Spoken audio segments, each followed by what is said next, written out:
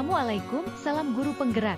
Saya Indang Setiawati, CGP Angkatan 10 dari SD Negeri 1 Tamrijo Kabupaten Grobogan.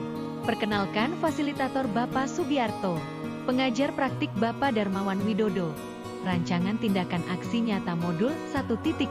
Latar belakang konsep inti dari budaya positif belum dipahami secara merata oleh seluruh warga sekolah, sehingga lingkungan sekolah yang positif bagi anak belum dapat tercipta dengan baik. Tujuan meningkatkan pemahaman warga sekolah tentang budaya positif. Terbentuknya motivasi intrinsik pada murid melalui pembuatan keyakinan sekolah kelas. Tolak ukur 1 terlaksananya diseminasi pemahaman budaya positif di sekolah. 2. Terciptanya keyakinan kelas melalui kesepakatan yang dilakukan guru dan murid. 3. Warga sekolah saling berinteraksi dalam menjalankan keyakinan sekolah yang telah disepakati. 4. Segitiga restitusi menjadi alat utama dalam menyelesaikan persoalan kelas. Lini masa. 1. Berkoordinasi dengan kepala sekolah. 2. Melakukan diseminasi konsep budaya positif. 3. Menyusun keyakinan kelas. 4. Orang tua dalam melakukan budaya positif di rumah.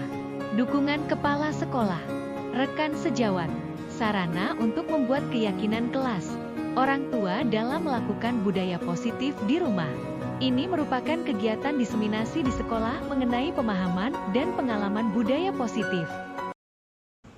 Pertama-tama, mari kita panjatkan puji syukur kepada Allah Subhanahu wa Ta'ala karena atas karunia-Nya kita bisa berkumpul bersama dalam keadaan sehat walafiat. Sholawat serta salam kita haturkan kepada junjungan besar Nabi Muhammad SAW yang kita tunggu syafaatnya di yaumul akhir. Amin amin ya rabbal alamin. Acara pada pagi ini yang pertama pembukaan. Mari Bapak Ibu kita buka acara ini dengan bacaan basmalah bersama-sama. Bismillahirrahmanirrahim. Acara yang kedua, sambutan Kepala Sekolah SD Negeri 1 Tambejo kepada Bapak Budi Santosa SPD, kami persilakan.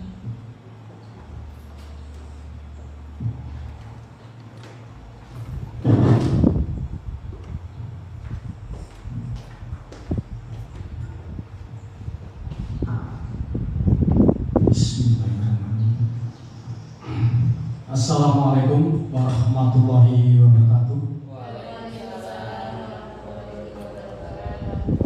Salam sejahtera buat kita semuanya dan selamat siang pada rekan-rekan guru SDN 1 Tambejo yang saya hormati, karyawan-karyawati SDN 1 Tambejo yang saya hormati pula.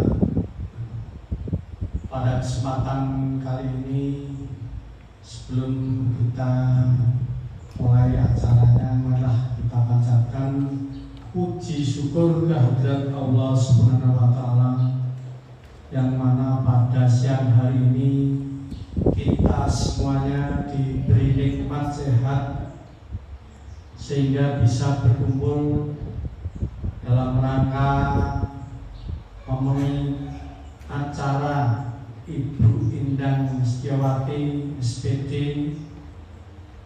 dalam rangka memenuhi target CGP calon guru penggerak dalam keadaan sehat walafiat. Ini semuanya adalah karunia Tuhan yang Maha Kuasa, maka kita wajib bersyukur kepadanya. Tidak lupa kita haturkan salawat serta salam kita pada junjungan Nabi besar Nabi Muhammad Sallallahu Alaihi Wasallam yang kita nantikan syafaatnya sampai di hari yaumul kiamah nanti. Amin Allahumma amin. Bapak Ibu, mohon maaf tadi saya ada acara di dinas pribadi sampai jam 11. Saya pulang ke sini memenuhi acara dari Ibu Indang Setiawati dalam rangka calon guru penggerak yang mana pada siang hari ini akan memberikan apa tadi di sana?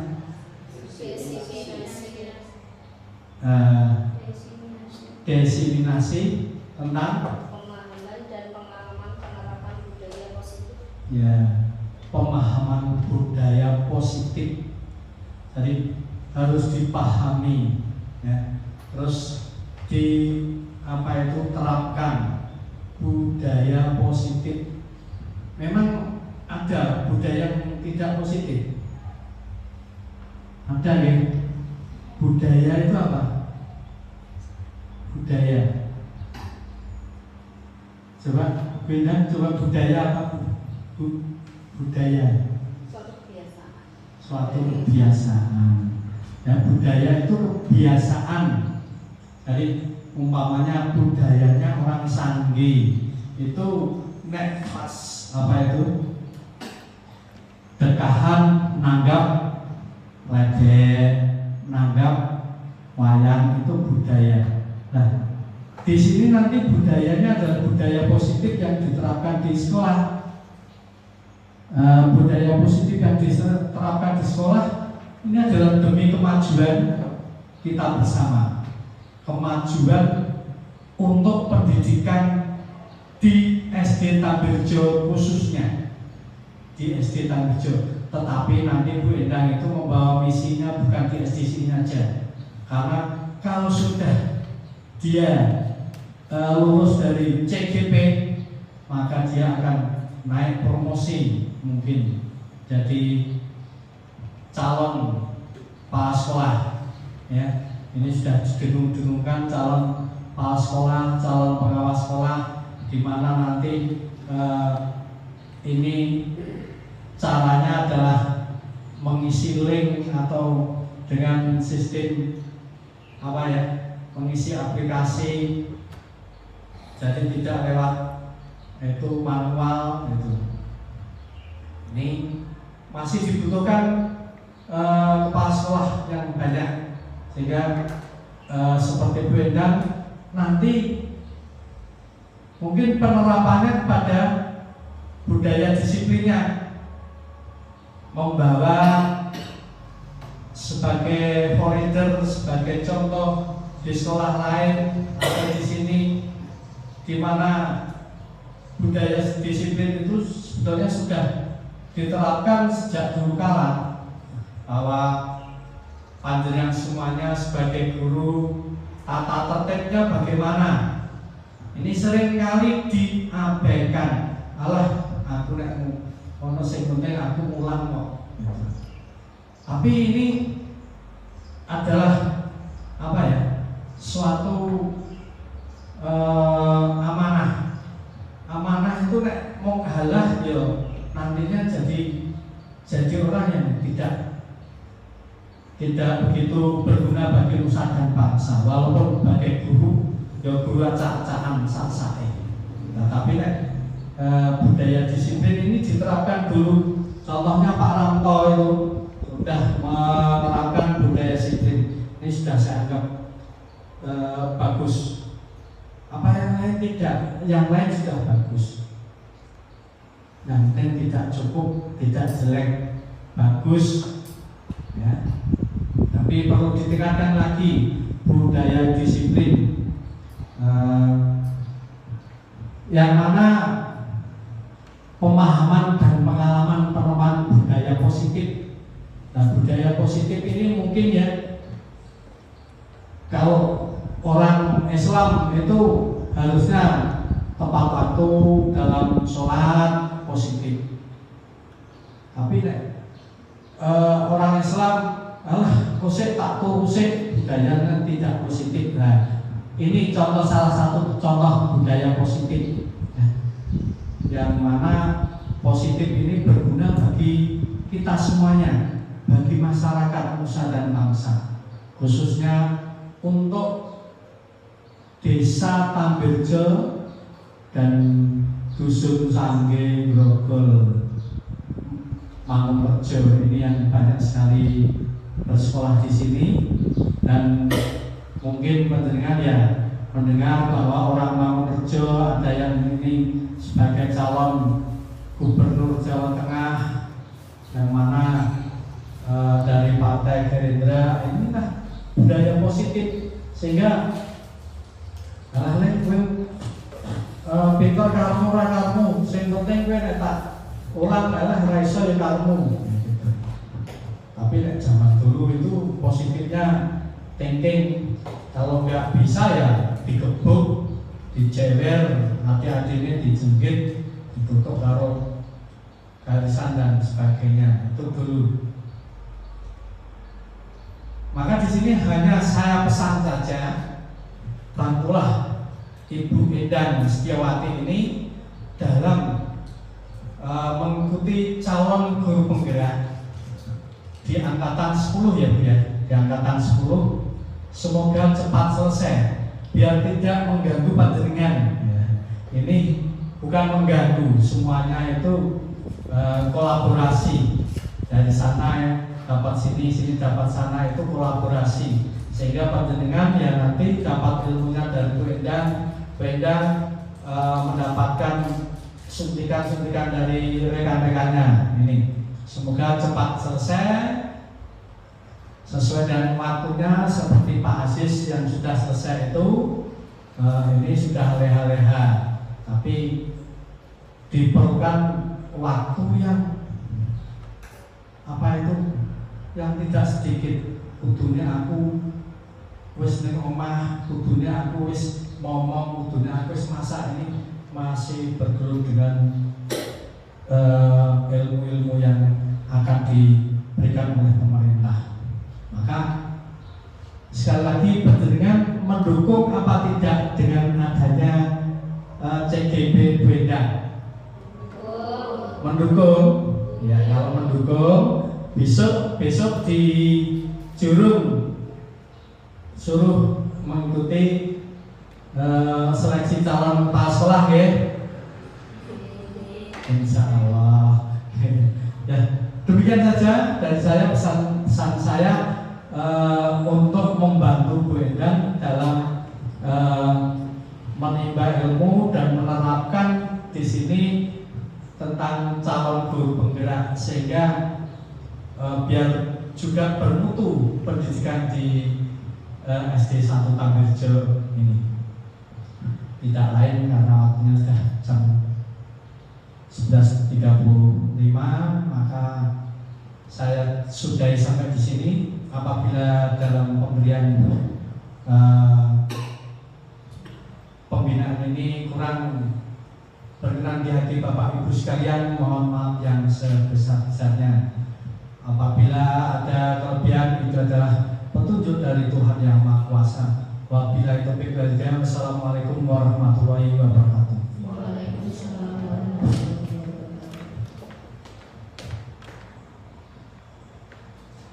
Acara yang ketiga,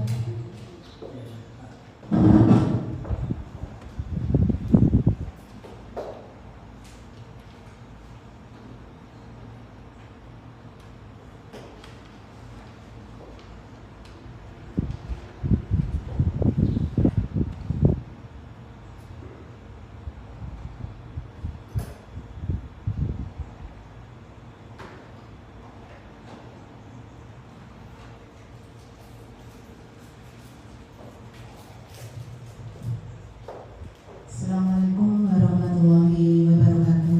Waalaikumsalam warahmatullahi wabarakatuh. Yang kami hormati Bapak Kepala Sekolah Negeri 1 Tambirjo, yang kami hormati pula rekan-rekan guru serta karyawan SD Negeri 1 Tambirjo yang berbahagia. Pertama-tama marilah kita panjatkan puji syukur kehadirat Allah Subhanahu wa Ta'ala. Kita semua bisa berkumpul bersama memenuhi undangan saya, yaitu mengikuti diseminasi yang akan saya paparkan nanti. Sholawat serta salam kita aturkan pada junjungan kita Nabi Muhammad SAW, yang kita tunggu syafaatnya dari yaumul qiyamah nanti. Amin. Bapak Ibu guru yang berbahagia, pada siang hari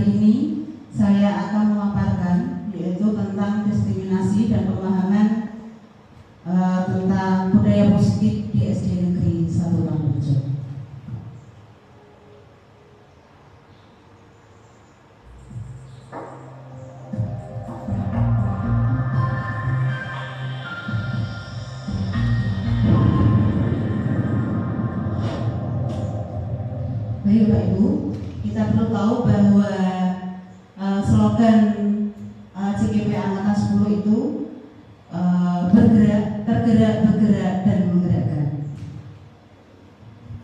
Yang pertama, penyebaran pemahaman dan penerapan pengalaman tentang budaya positif.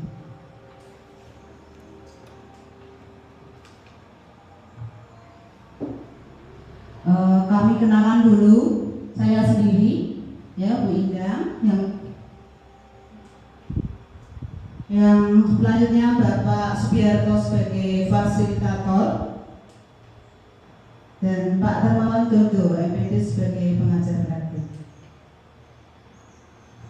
Konsep inti budaya positif, yaitu ada beberapa konsep yang kita pelajari, yaitu ada 8.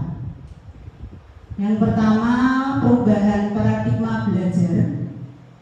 Yang selanjutnya, disiplin positif, nilai-nilai kebajikan, kebutuhan dasar manusia, motivasi perilaku manusia, posisi kontrol guru, keyakinan kelas, serta segitiga restitusi. Bapak Ibu, itu yang kita bahas pada siang hari ini. Ada 8 konsep inti budaya positif. Kita katakan satu persatu. Tentang yang pertama tadi, tentang pembelajaran dengan paradigma baru. Kita tahu bahwa Bapak pendidikan kita, yaitu Ki Hajar Dewantara, bahwa pendidikan itu adalah sistemnya among, yaitu ngemong. Kita menuntun anak didik kita untuk belajar sesuai karakteristik mereka masing-masing. Konsep inti budaya positif.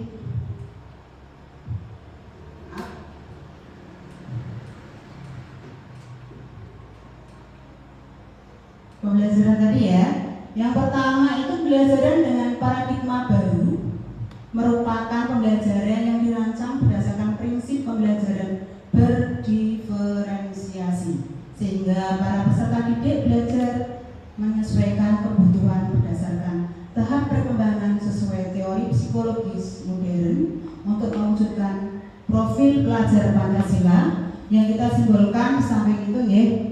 Ada beberapa, ada 1, 2, 3, 4, 5 itu ya. Kita nanti bahas satu persatu. Bapak Ibu, untuk kita biar rileks, mari kita nyanyi dulu. Bapak Ibu tentunya setiap hari sebelum belajaran kita bernyanyi bersama anak-anak agar anak-anak mempersiapkan belajarannya dengan menyanyi itu ya, profil pelajar Pancasila. Bapak Ibu sudah bisa semua nggih? Hitungan ketiga kita nyanyi bersama-sama. 1, 2, 3. Belajar Pancasila, beriman dan bertakwa pada Tuhan yang Esa dan berakhlak mulia, berkebinekaan global, gotong royong mandiri, kreatif dan bernalar kritis. Ya, terima kasih Bapak Ibu. Biar rileks sekarang ya, pikiran kita karena jenuh dengan sudah kita mengajar dari pagi, kita pertemuan hari ini, biar rileks pikiran kita. Sekarang kita lanjutkan tentang miskonsepsi tentang teori kontrol Bapak Ibu, bahwa apa yang kita kerjakan selama ini itu sebenarnya tidak diperbolehkan saat kita belajar tentang kurikulum merdeka, yaitu yang pertama ilusi guru mengontrol murid. Jadi kebanyakan guru itu mengontrol muridnya. Contoh, nah kamu besok pagi ya sampai di sekolah langsung bersih-bersih ya bersama teman-teman kamu. Nah itu istilah kita mengontrol, diperbolehkan, tetapi istilahnya kita tidak boleh terlalu mengintimidasi anak, itu ya. Bisa nanti kita terapkan begini, di dalam kelas itu ada guru piket kan. Nah, guru piket itu nanti kita berikan apa ya istilahnya, tanggung jawab sendiri, bahwa setiap pagi itu yang bertanggung jawab adalah guru piket yang untuk mengajak teman-temannya. Tetapi dalam kenyataan yang terjadi, anak-anak pun juga sulit untuk diatur itu. Dan makanya kita bahas nanti pada pemecahan masalah ya. Itu nanti kebelakangnya kita belajar kembali. Yaitu yang kedua, ilusi bahwa semua penguatan positif efektif dan bermanfaat. Jadi penguatan positif itu efektif, belum tentu Bapak Ibu. Contohnya begini, ada salah satu anak, kita beri perintah begini, anak-anak sebelum kamu berangkat ke sekolah, kamu sarapan dulu ya, biar nanti di sekolah tidak kelaparan, biar nanti konsentrasi dalam belajar. Apakah efektif seperti ini? Belum tentu Bapak Ibu, karena anak-anak itu ya dimensi dari karakteristik dari rumah orang tuanya itu berbeda-beda ya. Ada anak yang istilahnya orang tuanya harus bekerja pagi, tidak sempat memasak, ya, otomatis anak itu nanti kan sarapannya di sekolahan ya. Terus ada lagi, Bu, aku kalau makan pagi hari itu malah perut saya sakit gitu loh. Ada juga begitu kan, kalau sarapan sebelum jam 7 itu nggak enak di perut saya, Bu. Nah, kita sebagai guru istilahnya menyesuaikan anak tersebut. Oh kalau itu makananmu kamu bawa bekal aja di sekolah nak. Nah, sebagai guru seperti itu maksud saya. Maksudnya tidak boleh penguatan positif itu mesti benar, tidak belum tentu itu ya. Itu contoh kecil saja untuk sarapan pagi. Nah, selanjutnya ilusi, ya. Ilusi bahwa kritik dan membuat rasa bersalah mampu menguatkan karakter. Kalau kita tahu bahwa guru-guru pada kebanyakan itu murid itu istilahnya kita beri nasihat sampai murid itu bersalah banget. Contohnya apa Pak? Dia merasa bersalah, akhirnya dia minder. Contoh contoh tidak mengerjakan PR. Biasanya anak kan disuruh kowe loh, gak mengerjakan PR, silakan keluar dari kelas untuk mengerjakan PR di luar kelas. Tentunya anak tersebut nanti begini, ibu-ibu, bapak ibu, loh aku bukan untuk guru, dia merasa bersalah sekali. Nah, ini tidak diperbolehkan. Kenapa? Konsepsi tentang teori tersebut salah. Kenapa? Karena nanti anak itu akhirnya merasa minder, ya, minder, rendah hati. Akhirnya apa? Dia tidak konsentrasi dalam belajar ke pelajaran berikutnya. Itu maksud dari ini ya, ini. Terus selanjutnya ilustrasi bahwa orang dewasa berhak memaksa. Yang dimaksud orang dewasa di sini adalah kita Bapak Ibu, yaitu guru. Kita tidak boleh memaksa kepada anak-anak didik kita untuk melakukan hal yang tidak dia mau. Kita tahu bahwa pendidikan Gajah Dewantara itu kita itu melayani murid, ya. Kita guru itu melayani murid sesuai karakteristik mereka, sesuai kebutuhan anak didik kita. Itu tujuan dari ini. Orang dewasa tidak boleh berhak memaksa. Contohnya apa kira-kira Bu? Bapak Ibu ada yang mau memberi contoh satu saja, monggo. Yang bisa kira-kira termasuk contoh itu, contoh ilustrasi guru itu kok memaksa dalam apa ya? Ada yang mau memberi masukan? Silakan. Tidak apa-apa. Kita di sini, saya sendiri pribadi di sini tidak istilahnya lebih pintar dari Bapak Ibu semua, tapi di sini kita berdiskusi bersama, bertukar pikiran bahwa ilmu-ilmu yang saya dapat ini nanti istilahnya bisa tertransfer ke Bapak Ibu, dan Bapak Ibu misalkan ada masukan atau tanggapan, dipersilakan, malah bagus sekali. Monggo Pak Anto bisa menjawab atau menunjuk contoh nggak Pak? Monggo, contohnya Pak. Terima kasih atas waktu yang diberikan kepada saya. Dalam hal ini adalah khususnya masalah kebersihan di pagi hari. Ini menurut keterangan dari penyampaian materi bahwa kita tidak berhak untuk memaksa sesuatu kepada siswa kita. Jadi di sini anak dibiarkan atau kita harus bisa melayani anak sesuai dengan karakteristik atau kepribadian masing-masing. Kita biarkan keinginan anak itu mau membersihkan lingkungan atau tidak usah kita paksakan. Demikian kira-kira.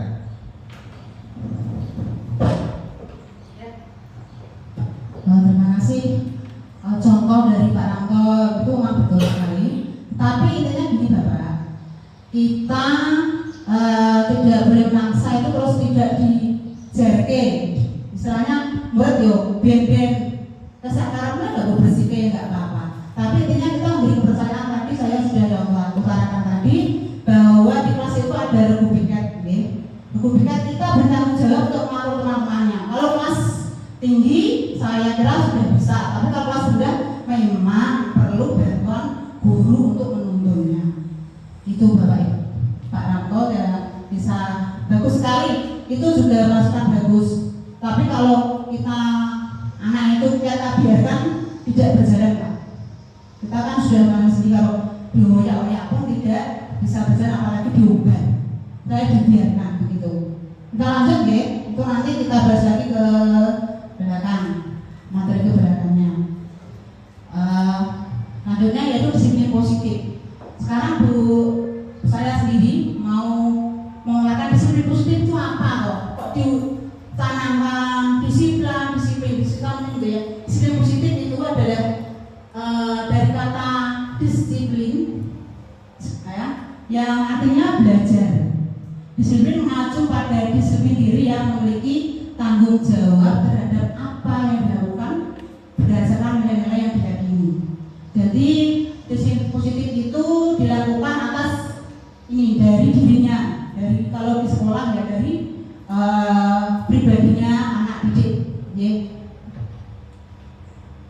Disiplin positif merupakan rasa taat dan rasa patuh serta tanggung jawab terhadap apa yang dilakukannya, karena tindakan yang didasari pada nilai-nilai kebajikan universal. Ya, Bapak Ibu, sebagai guru kita itu menciptakan peserta didik yang memiliki disiplin diri sehingga mereka berperilaku mengacu pada nilai kebajikan universal dan memiliki motivasi intrinsik dalam perubahan perilaku arah yang lebih baik.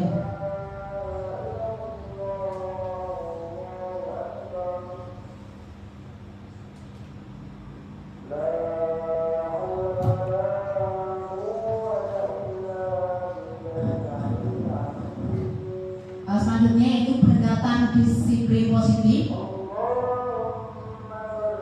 Tindakan tentang anak atau peserta didik secara langsung, tetapi tentang diri dan cara kita sendiri yang memberikan dampak dan pengaruh positif kepada anak peserta didik. Jadi yang memberi pengaruh itu guru, ya, yang dipengaruhi adalah anak didik kita. Itu masuk dari paparan yang saya bacakan.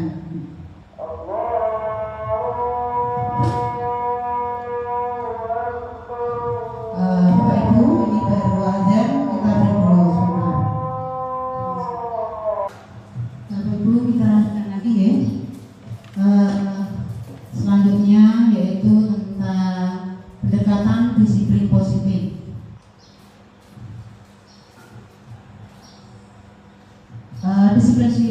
Disiplin positif merupakan kemampuan individual seorang guru untuk membina atau mendidik peserta didik secara individual ataupun secara kelompok. Jadi kita memberikan suatu disiplin kepada anak itu diperbolehkan secara kelompok. Itu contoh Disiplin itu satu kelas bersamaan, ya, dengan istilahnya kita memberikan arahan dan masukan satu kelas bersama-sama. Adapun juga bisa secara individual atau individu.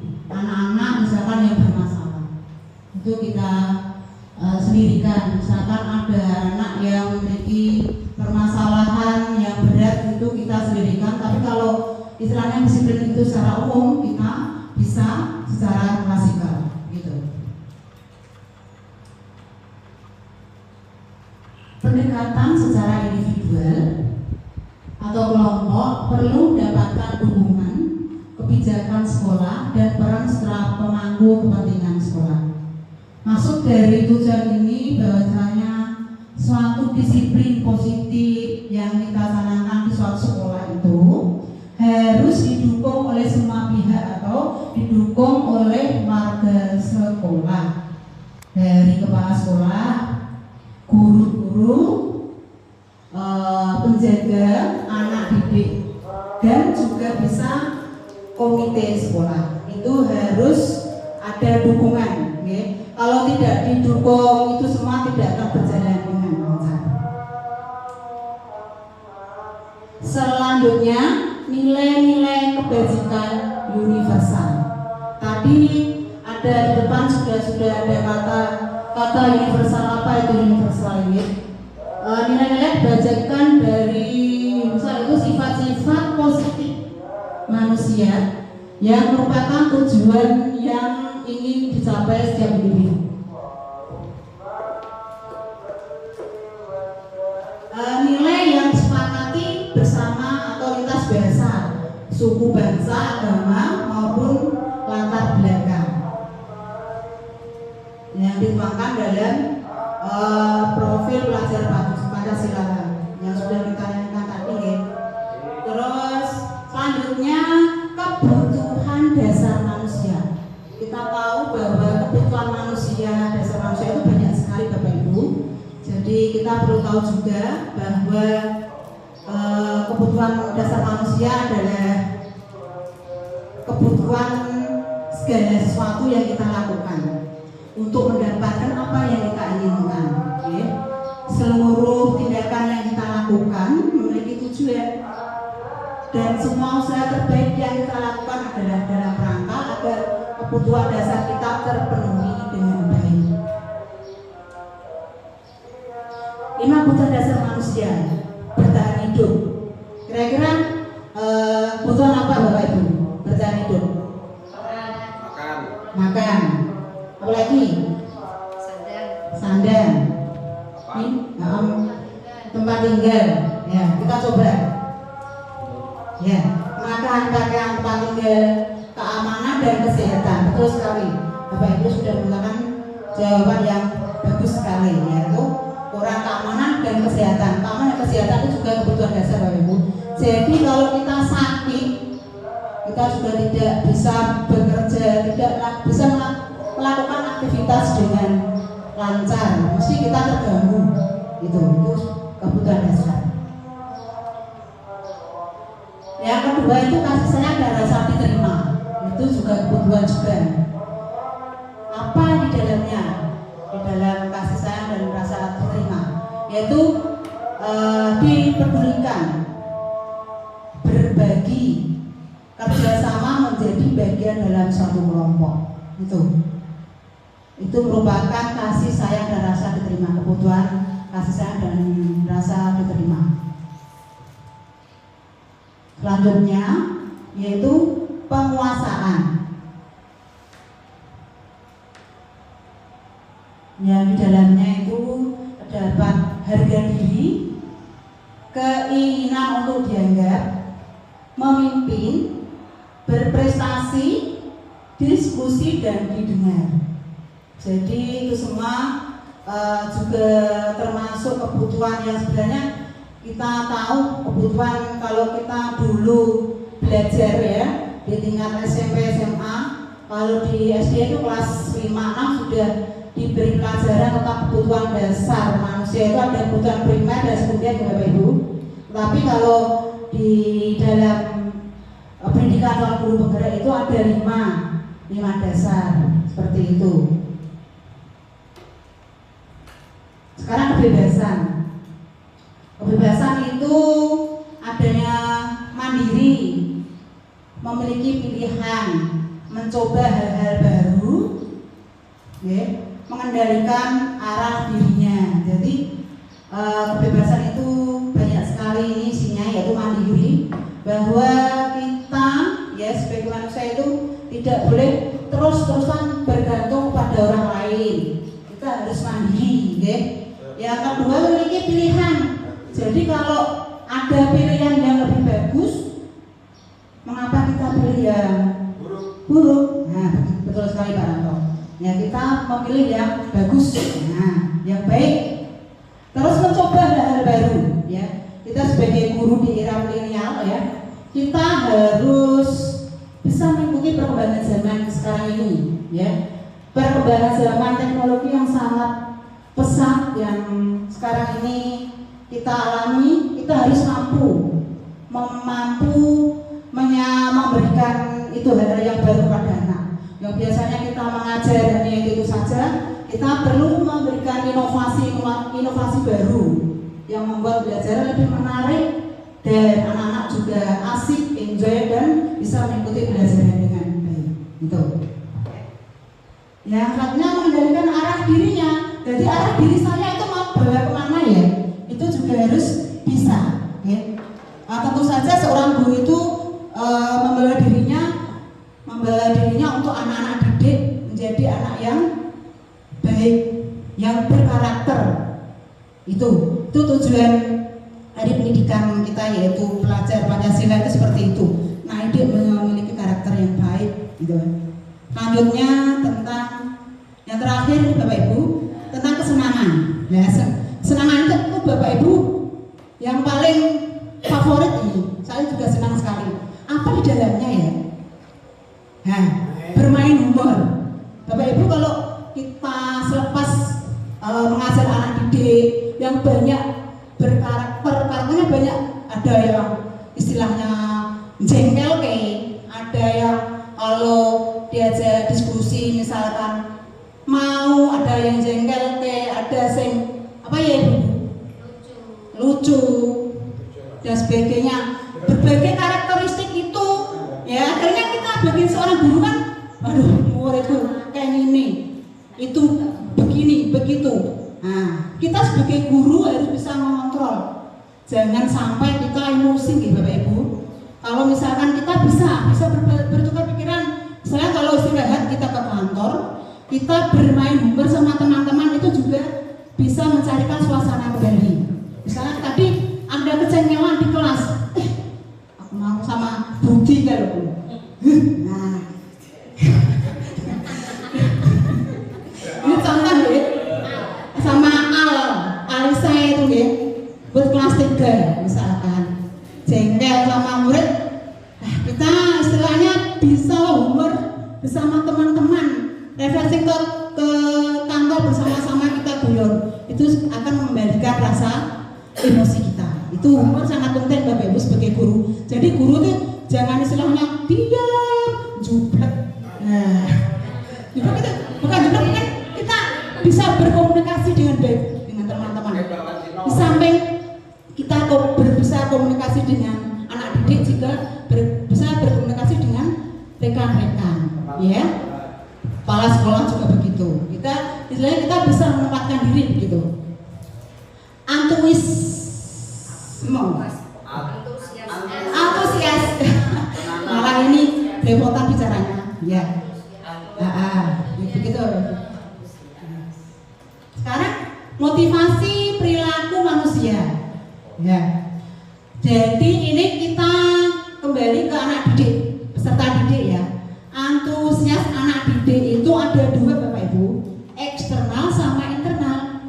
Kalau eksternal itu biasanya anak didik mau melakukan sesuatu itu dari ketidaknyamanan hukuman. Daripada aku mau dihukum Bapak Ibu guru, aku manut biarpun itu terpaksa, tetapi dia menghindari hukuman lah daripada hukum lah aku manut ya. Nah begitu maksudnya ada itu. Terus imbalan penghargaan, murid itu mau melakukan apa yang diperintah oleh Pak Guru, kok nak untuk sesuatu lah, murid aku dikai permen, aku nanti dikasih hadiah Pak Guru apa gitu, itu eksternal dari murid, ada peserta didik maksudnya. Tetapi ada yang faktor yang internal yang sangat penting juga, itu dari diri pribadi murid. Jadi tidak ada pengaruh siapapun apapun. Jadi mereka sadar sendiri. Saya mau melakukan disiplin ini. Disiplin itu banyak Bapak Ibu, nggak cuma datang tepat waktu dan sebagainya. Tapi disiplin itu banyak sekali, nanti dituangkan di dalam suatu keyakinan kelas, nanti kita bahas lagi. Menurut Gajar Dewantara Bapak Pendidikan Nasional kita, yaitu merdeka itu artinya tidak hanya terlepas dari perintah, akan tetapi juga cakap buat memerintah diri sendiri, begitu. Jadi kalau kita ingin memerintah peserta didik kita, jadi kita harus punya rasa itu dulu Bapak Ibu. Kalau kita istilahnya mau mendisiplinkan anak, ya kita disiplin dulu, begitu. Nah, betul Pak Ramto, ngaso Songkolodo atau Turingan Dayani dan seterusnya. Menciptakan disiplin positif dan sikap merdeka. Jadi anak-anak itu maksudnya dari ini semua ya Bapak Ibu.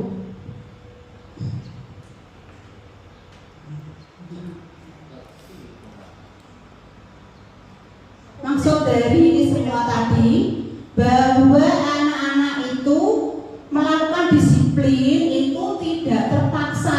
Jadi mereka tuh merdeka saja. Sadar dari ini dari intrinsik tadi.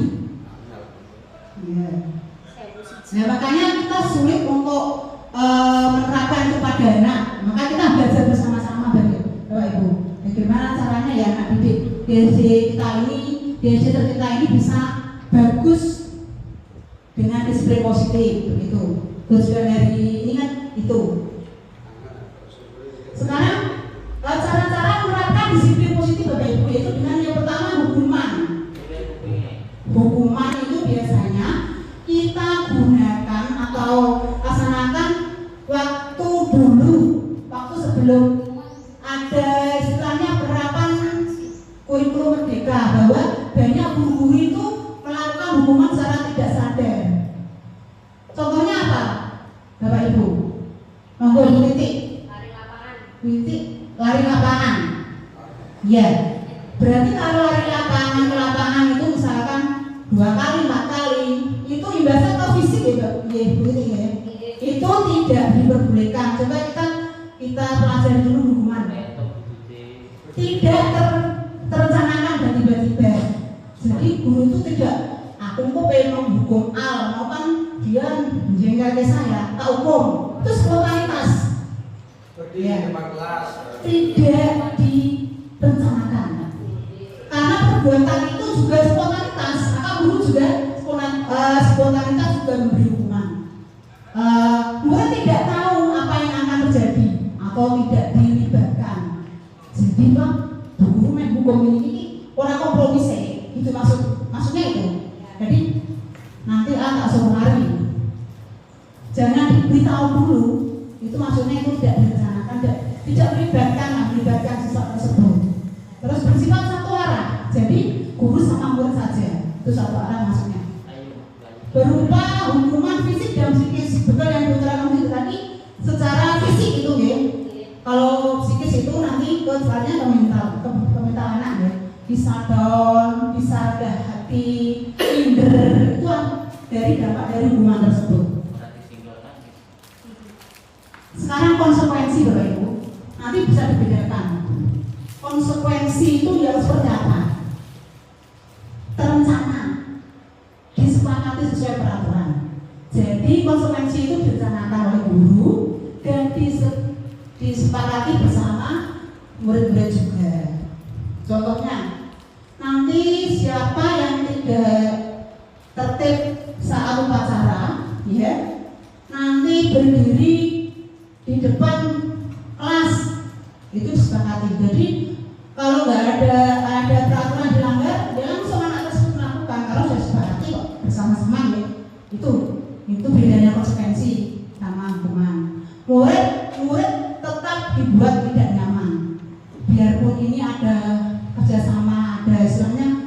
kita berunding satu kelas, tapi tetap Bapak Ibu, anak itu tidak nyaman.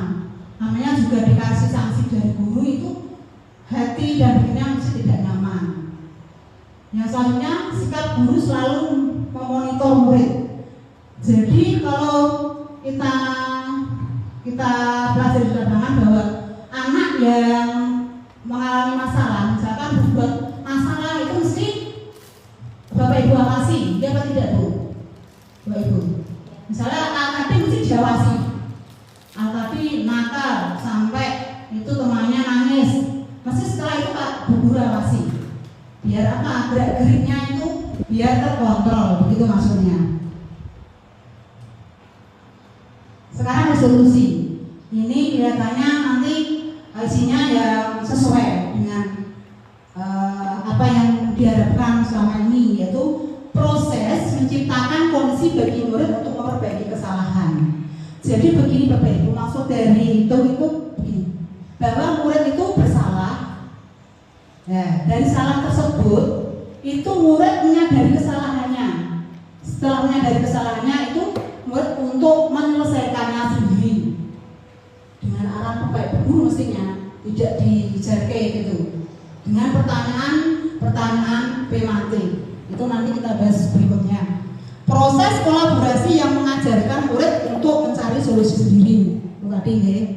Jadi kita memberikan kepercayaan tanggung jawab pada murid untuk menyelesaikan masalah yang dihadapi di kelasnya atau di lingkungan sekolah. Kita lanjut Bapak Ibu, ada 5 posisi kontrol guru. Yang pertama tadi ini menghukum.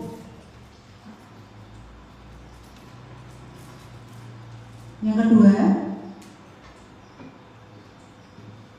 membuat merasa bersalah. Jadi anak dibuat merasa bersalah.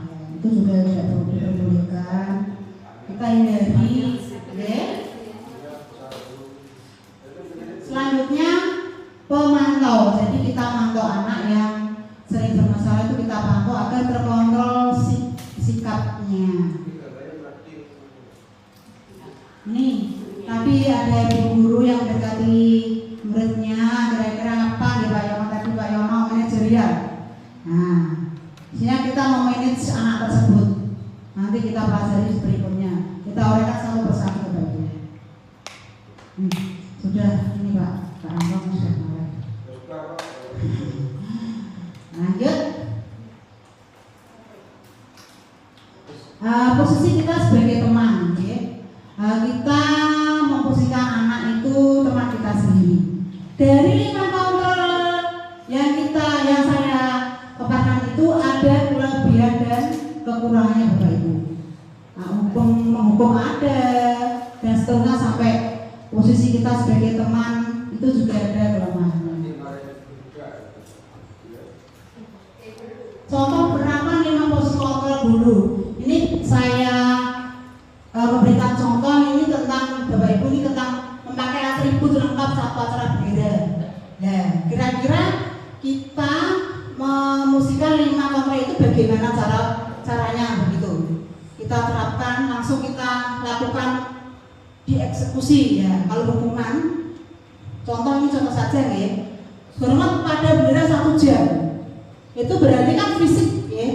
Langsung ke fisik, kita hormat ke bendera. Bagaimana rasa pegelnya tangan ini? Nah, Bapak Ibu nanti jangan seperti itu, jangan diterapkan hukuman. Kalau bisa dihindari ya. Kita ambil kontrol yang lain, kan banyak kontrol, posisi kontrol yang lain. Jadi yang menghukum kita tinggalkan dulu, begitu. Ini contoh yang membuat merasa bersalah. Contohnya begini Bapak, berapa kali ibu harus beritahu kamu selalu saja mengecewakan. Kata-kata itu mesti anak-anak langsung diubah. Aku merasa bersalah ya Bu Guru secara seperti itu, maksudnya itu. Ini masih sama kasusnya, ya. Terus ke teman, ya. Kita sebagai teman kita ajak. Berarti ada kata ayo gitu kan, Bapak Ibu.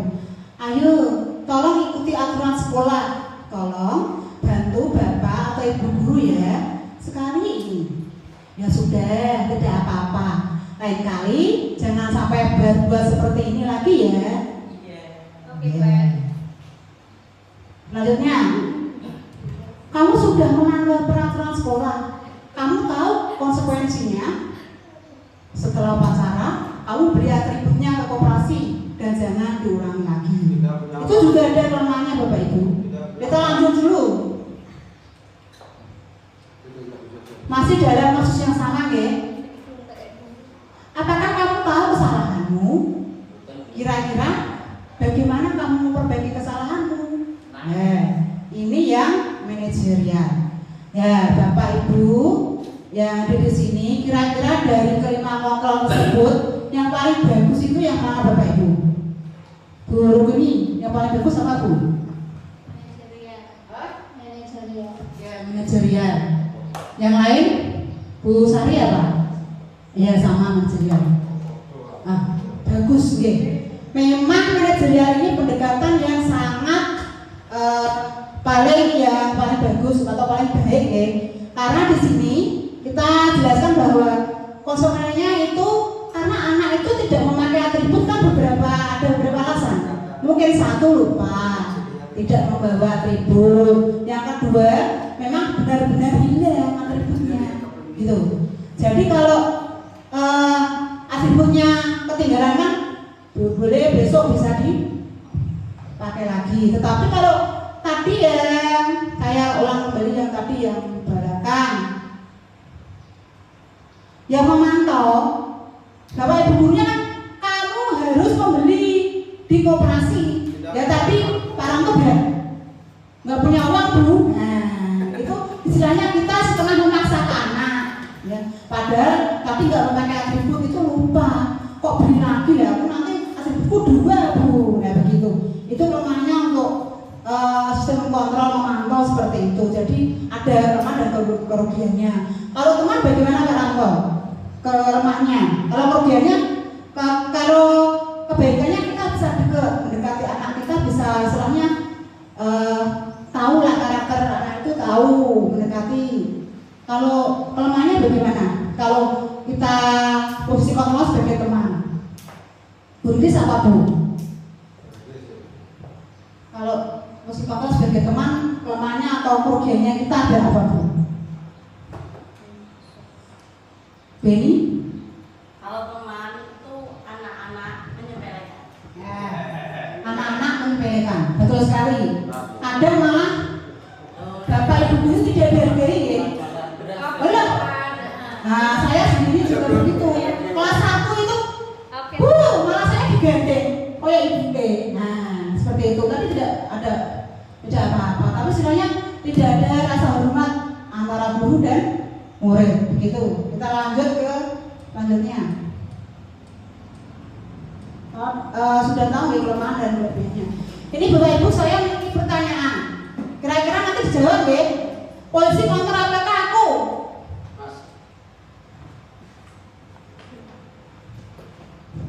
Saya kecewa sekali dengan kamu. Nanti jawabnya nanti. Coba boleh dijawab sekarang nggak Bapak? Saya kecewa sekali dengan kamu. Itu berarti kontrol apa Bapak Ibu? Siapa yang mau jawab? Bu Titi apa? Sebentar, biarkan dengar semuanya. Coba Bu Sari. Mungkin membuat merasa bersalah. Ya, dikunci ya jawabannya nanti kayak kunci jawaban betul apa salah. Ya, selanjutnya posisi kontrol apa kan aku?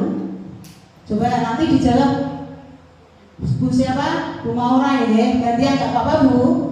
Kamu tidak pernah benar melakukannya. Kamu tidak pernah benar melakukannya. Apa Bu? Posisi kontrol apa Bu? Hah? Memantau ya. Ya, kita kunci jawabannya. Lanjut ke Bu Eni. Kasih mic-nya. Kamu punya lagi nih. Posisi kontrol apakah aku? Apa rencana untuk menyelesaikan masalah ini? Apa Bu? 5 kontrol apa? Psikontrol apa? Ya? Manajerial.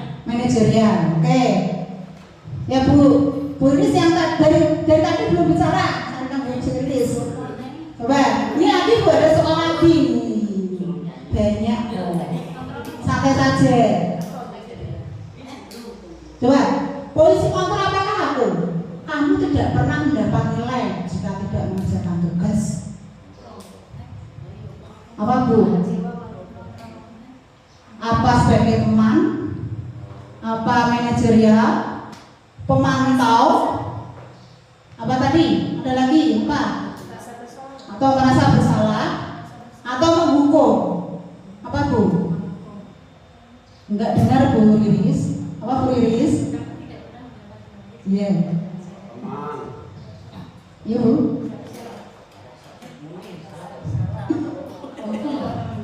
Menghukum ya Bu. Ya, terima kasih. Lanjutkan Bapak Yono. Ini terakhir Pak. Nah, karena ada 5 kursi kontrol, jadi soalnya cuma cukup 5 saja, nggak usah banyak-banyak. Oke, karena sudah siang. Kursi kontrol apakah aku? Tolong Bu Guru kali ini saja. Apa Pak Yono? Teman-teman. Temannya 2 kali. Ya. 5 posisi kontrol sebagai teman ya Pak ya. Oke. Yuk. Kita. Nah. Siapa yang betul, siapa yang salah? Iya, ada yang betul, ada yang salah. Terima kasih Bapak Ibu. Ya, keyakinan kelas ini ya. Mengapa tidak peraturan saja toh? Karena peraturan ini yang membuat cuma sepihak, yaitu Bapak Ibu guru. Kalau keyakinan kelas kita membuatnya bersama-sama, disepakati bersama.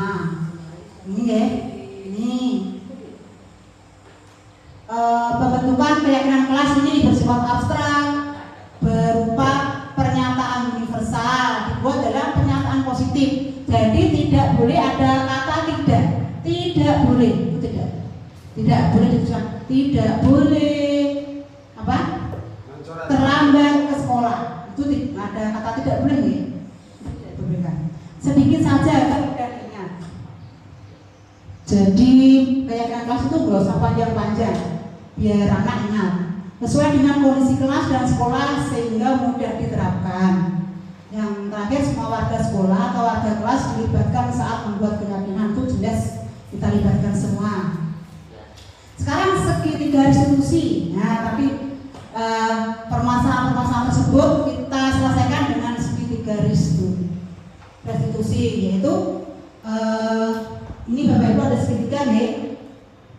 Nggak jelas di situ, nanti saya akan bilang. Ini namanya validasi tindakan yang salah, terus menstabilkan identitas, terus selanjutnya ini minta keterangan di belakang, nggak kelihatan ya.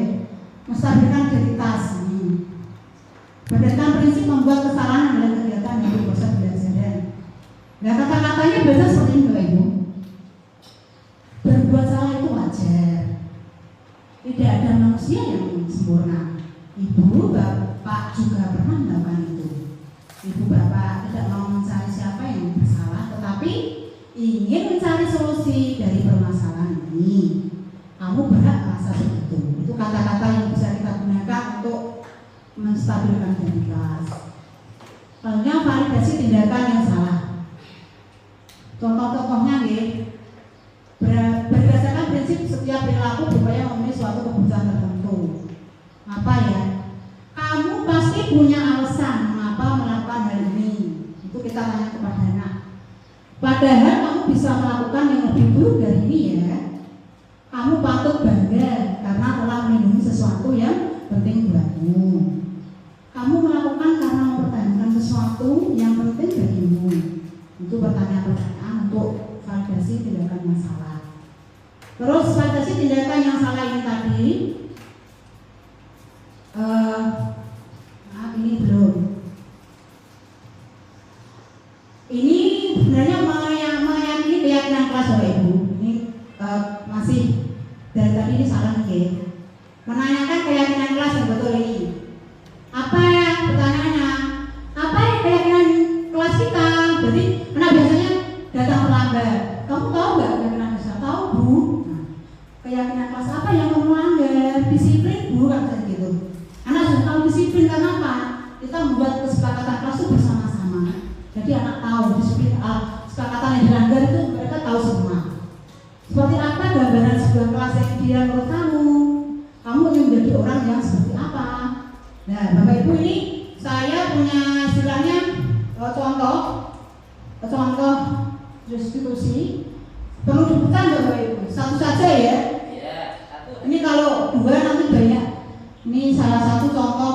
Ini maaf videonya bergerak-gerak karena yang ambil kelas 1 kalau saja. Ini nggak satu saja.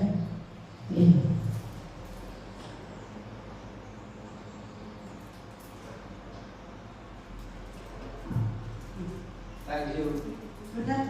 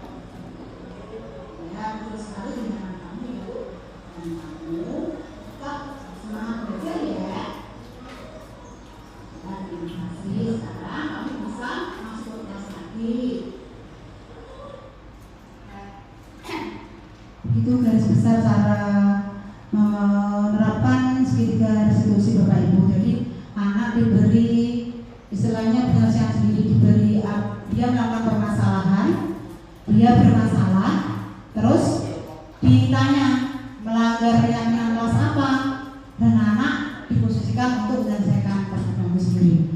Begitu harapan kami bahwa suatu permasalahan yang ada pada kelas kita, ya, kita diimbau untuk bisa menyelesaikan dengan penerapan segitiga restitusi tersebut. Begitu, Bapak Ibu yang berbahagia, begitulah pemaparan yang kami sampaikan, dan kami ucapkan terima kasih. Ini sudah selesai, dan selanjutnya saya serahkan ke moderator lagi. Terima kasih. Acara selanjutnya yaitu tanya jawab. Monggo bagi Bapak Ibu guru yang ingin bertanya atau menambahkan dipersilahkan.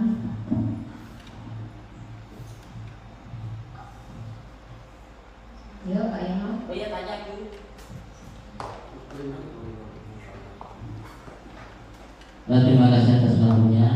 Yang ingin saya tanyakan dalam pembelajaran di kelas itu, misalkan dalam penerapan segitiga restitusi itu, jika masih ada anak yang belum bisa terselesaikan, itu solusi atau langkah terbaiknya bagaimana itu? Terima kasih. Assalamualaikum warahmatullahi wabarakatuh.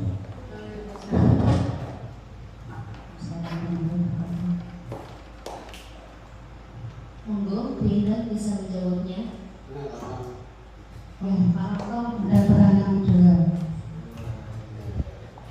Terima kasih atas waktunya. Pada kesempatan ini yang ingin saya tanyakan, bagaimana agar supaya siswa yang sudah masuk perguruan ini bisa menggunakan pakaian pramuka penggalan sesuai dengan yang sudah ditetapkan dalam peraturan Pramuka. Terima kasih.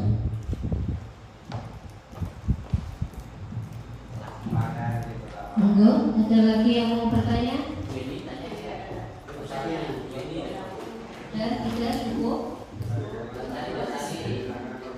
Cukup, ya Bu. Bina, monggo bisa menjawab pertanyaan dari Pak Sukiono sama Pak Suranto waktu dipersilakan. Terima kasih. Saya akan mencoba menjawab dari pertanyaan Bapak Sukiono ya. Bagaimana apabila suatu murid itu ada permasalahan yang tidak bisa diselesaikan dengan segitiga diskusi, yaitu dengan pendekatan humanis ya, Pak. Humanis itu kita mendekati anak dengan posisi sebagai guru yang penyelesaiannya itu nanti kita mendekati dari karakter fisiknya.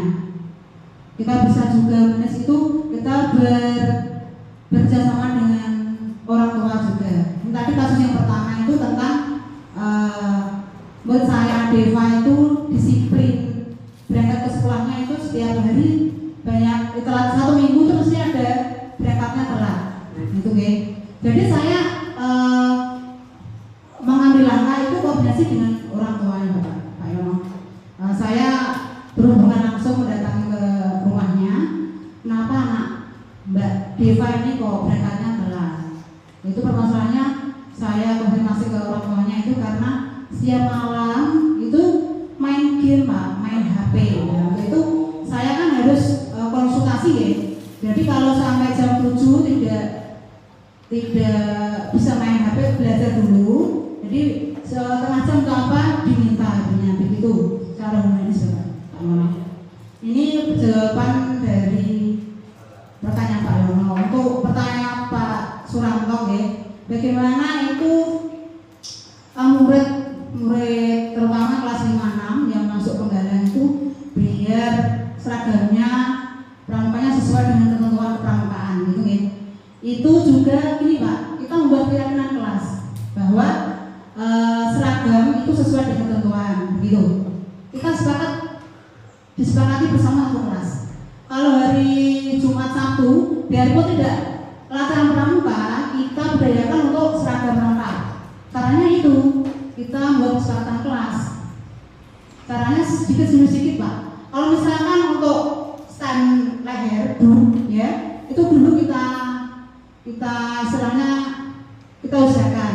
Jadi kita membelikan duk atau stand leher itu. Misalnya kalau anak tidak mampu bagaimana nih? Itu bisa nanti buat proposal Pak Kanto diajukan ke bendahara untuk diberikan untuk siswa tidak mampu juga boleh. Bajunya juga begitu Pak. Itu bantuan untuk siswa tidak mampu itu bisa digunakan, bisa dianggarkan di RKS Pak. Betul sekali itu bisa. Dan atribut lain. Kalau untuk kaos kaki kan koperasi kita kan sudah budaya kalau cuma Sabtu itu pakai kaos hitam itu sudah jalan. Yang tidak kelihatan itu loh, pakai tanah leher, tanda-tanda pramuka itu nanti sambil jalan kita perbaiki. 75% anak itu masih menggunakan pakaian siap. Mungkin Pak Anto, itu memang begini. Kan dari kelas 1 sampai kelas 3, 4 itu kalau umurnya di bawah 10 tahun ya, itu masih masuk ke pramuka siaga. Biasanya anak didik kita itu kalau pakaiannya masih muat dipakai terus, gitu Pak. Betul ya? Sayang sekali Bu masih bagus kok di lengser. Nah, kita membuat kesepakatan saja Pak. Kita buat kesepakatan kelas, kita memakai baju sesuai ketentuan yang berlaku. Jadi kita biaran begini, kalau kamu membeli baju penggalang itu pun nanti bisa dilanjutkan, bisa digunakan untuk ke jenjang yang lebih tinggi, ke SLTP. Jadi kita sebagai guru harus pandai-pandai beri arahan tersebut, beri masukan. Kalau misal kepepet banget anak tersebut tidak mampu untuk membeli, kita berkoordinasi kepala sekolah di daerah kita membelikan dari anggaran BOS. Maka Pak Anto yang bisa saya jawab. Monggo. Ya, kembalikan ke moderator. Acara selanjutnya yaitu penutup. Bapak Ibu yang berbahagia, acara demi acara sudah terlalui dengan lancar. Mari kita tutup dengan bacaan hamdalah bersama-sama. Alhamdulillahirobbilalamin. Assalamualaikum, salam guru penggerak. Saya Indang Setiawati, CGP Angkatan 10 dari S. Kita hari ini membuat kesepakatan kelas bersama. Baik, kita buat sama-sama dan kita kerjakan, kita lakukan bersama-sama. Pertama, ya, ayo kita buat kesepakatan kelas. Kalau berangkat, ya, kira-kira kita bagaimana kalau berangkat ke sekolah? Ayo. Hah? Belajar. Kalau pagi kita boleh telat apa tidak? Terus bagaimana kalau berangkat ke sekolah? Tepat waktu. Berarti kita tulis ya kesepakatan kelas.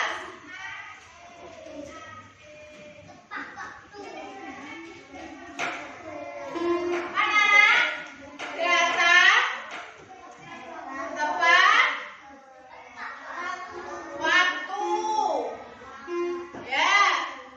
Dan yang kedua, apa ya? Ayo, di dalam kelas. Ayo.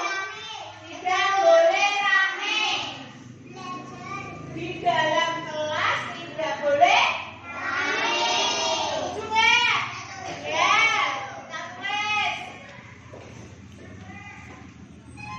Di dalam kelas tidak boleh rame. Nah, ya, yang ketiga, kalau Bu Guru bicara menjelaskan atau teman-teman mau bertanya, mau mengungkapkan pendapat, kira-kira bagaimana sikapmu? Mendengarkan penjelasan Bu Guru. Berarti bagaimana, Kak? Kalau kamu mendengarkan dia, berarti bagaimana sikapmu? Menghormati atau kalau selain menghormati menghargai teman, menghargai guru dan teman satu kelas ya. Menghargai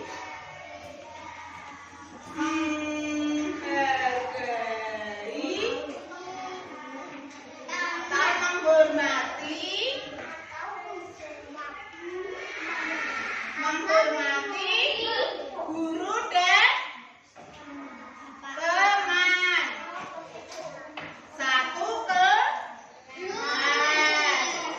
Ya, apa lagi ya buat kesepakatan kelas? Ayo, kalau kamu mau ke toilet bagaimana? Izin ya. Biar bagaimana? Biar tertib. Berarti bagaimana kita nulisnya ke Bapak? Buat kesepakatan kelasnya bagaimana? Apabila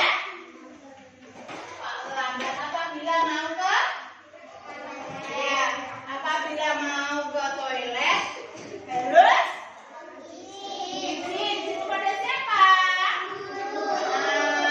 Kalau mau ke toilet, selain toilet, ayo, mana lagi? Kalau saat kamu pensiunmu patah, mau membeli ke koperasi, berarti kamu kan keluar dari kelas ya? Ya kan, Dek?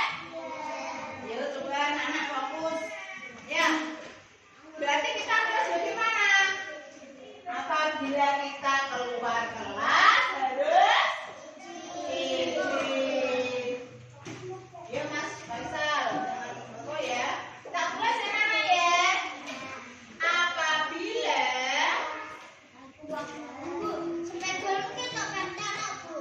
keluar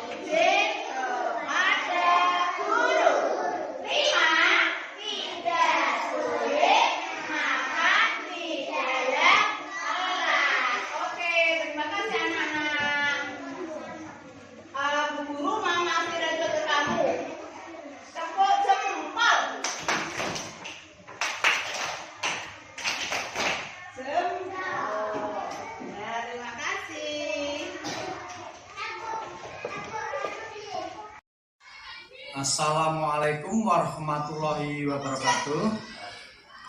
Saya Budi Santosa, Kepala SD Negeri 1 Tambirjo, sangat bangga kepada semua guru yang ada di SD Negeri 1 Tambirjo. Mereka mempunyai etos kerja yang tinggi, khususnya Ibu Indang Setiawati, SPD, yang mengikuti pendidikan calon guru penggerak Angkatan 10, bergerak, tergerak, dan menggerakkan. Diseminasi penglimbasan tentang budaya positif yang sudah selesai dipaparkan merupakan tugas aksi nyata calon guru penggerak modul 1-4. Mudah-mudahan apa yang sudah disampaikan bisa diterapkan sepenuhnya oleh warga sekolah di SD Negeri 1 Tambirjo dan berdampak positif kepadanya. Selamat kepada Bu Indang yang sudah melaksanakan diseminasi pengimbasan budaya positif dengan lancar. Runtut, tidak ada halangan suatu apapun. Demikian yang bisa saya sampaikan. Akhir kata, wassalamualaikum warahmatullahi wabarakatuh. Assalamualaikum warahmatullahi wabarakatuh. Nama saya Titi Widiawati, teman dari Bu Indang Setiawati. Setelah mengikuti diseminasi pengimbasan budaya positif, saya mendapat ilmu baru bahwa permasalahan yang ada di sekolah atau di kelas bisa kita selesaikan dengan 5 posisi kontrol, yaitu hukuman, membuat merasa bersalah pemantau dan manajerial. Selain itu, saya juga mendapat pengetahuan bahwa peraturan kelas yang sudah kita lakukan itu sudah tidak sesuai karena tidak berpihak pada murid. Maka kita membuat keyakinan kelas yang dibuat bersama-sama dengan semua murid di kelas. Jadi ada keterlibatan murid di dalamnya.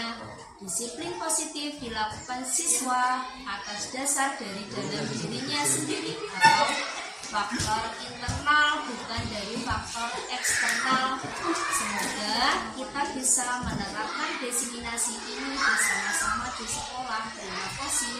Wassalamualaikum warahmatullahi wabarakatuh.